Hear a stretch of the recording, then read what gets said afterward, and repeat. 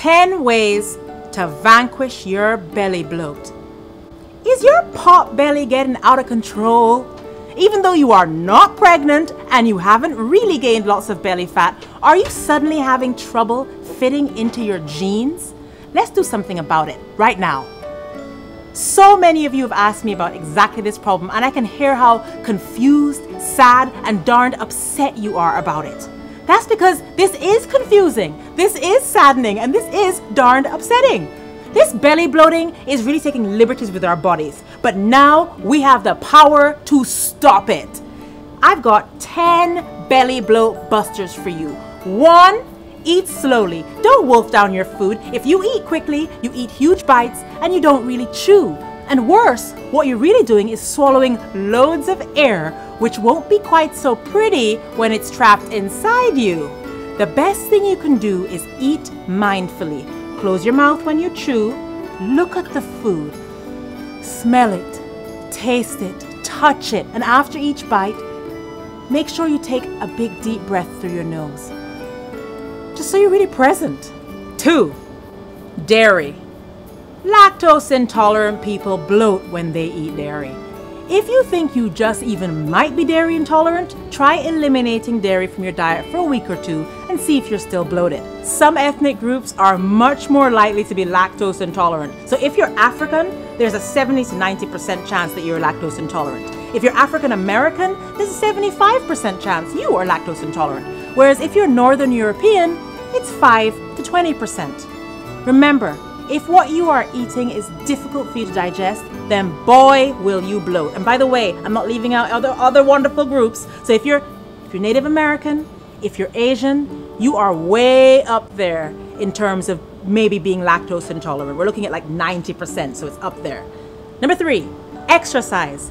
If you get yourself moving, the gas in your intestines will pass through more quickly. I'm not being gross, but better in than out, right? 4, cut down on the salt. Sodium causes water retention. When you retain water, you might find it hard to fit into that cute skirt you're planning to wear to that wedding on the weekend. If you have overdone the salt and you have an event coming up, here is what you need to do. First, drink a lot of water to help flush out the excess sodium and to rehydrate your body. It's odd, but it's true.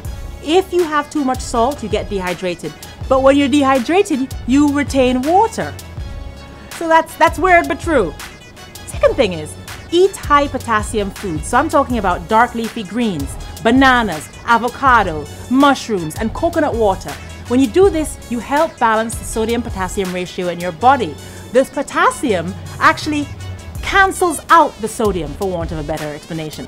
The extra potassium can also cause a reduction in the amount of water you have retained. So you get smaller again and you can fit into that skirt.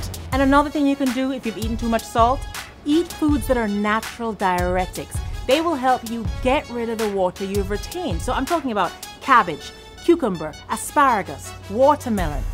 Now, back to what to do overall if you want to just banish that belly bloating. Number 5, cut down on the bad fats. High fat foods like fries, bad fats, can cause bloating. But good fats like raw nuts and avocados don't produce a lot of gas in the body.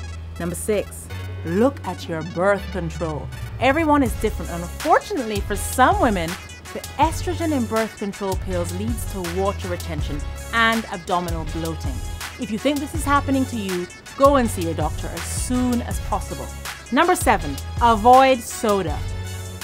Because fizzy drinks are carbonated and the bubbles of air get trapped in your stomach. Number 8, avoid man-made sweeteners. Artificial sweeteners like sorbitol cause bloating. They're known to cause bloating, so avoid diet soft drinks. Number 9, avoid gum chewing. If you chew gum, you're gonna end up swallowing air. When you swallow air, you get the bloat. Last but certainly not least, reduce your stress. Number 10, when you're stressed, your body pumps out cortisol and adrenaline. Those are your stress hormones. And it's these stress hormones that overstimulate your digestive system, and they cause the production of gas. You will become bloated, and frankly, if you're very stressed, and you're really pumping out those stress hormones, you may even experience diarrhea. For a great breathing exercise to quickly and dramatically reduce your stress levels, check out my video where I teach you about 4-7-8 breathing. It's amazing. Girl, I am on your side and I want to see you thrive. Beat the bloat. Love, the Lifestylista.